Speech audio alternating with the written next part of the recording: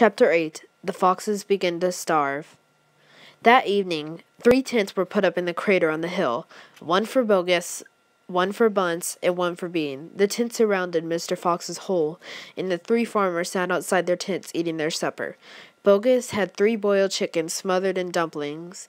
Bunce had 6 donuts filled with disgusting goose liver paste, and Bean had 2 gallons of cider. All 3 of them kept their guns beside them. Bogus picked up a steaming chicken and held it close to the foxhole. "Can you smell this, Mr. Fox?" he shouted. "Lovely, tender chicken. Why don't you come up and get it?" The rich scent of chicken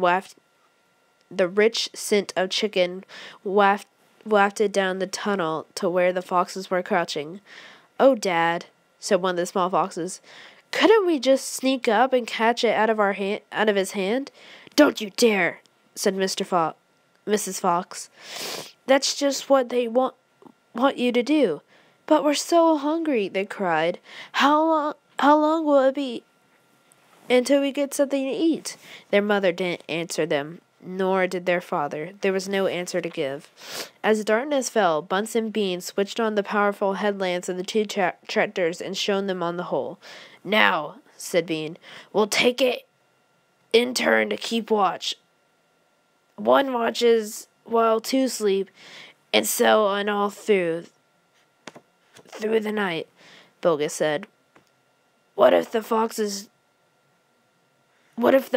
digs a hole right through the hill and comes out on the other side? You didn't think of that one, did you?" "Of course I did," said Bean, pretending he had. "Go on, then. Tell us an answer," said Bogus. Bean picked something small and black out of his ear and flicked it away.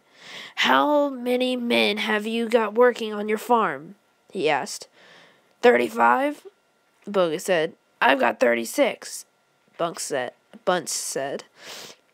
"And I've got 37, Bean said. "That makes 108 men altogether. We must order them to surround the hill. Each man will have a gun and flashlight. There will be no escape.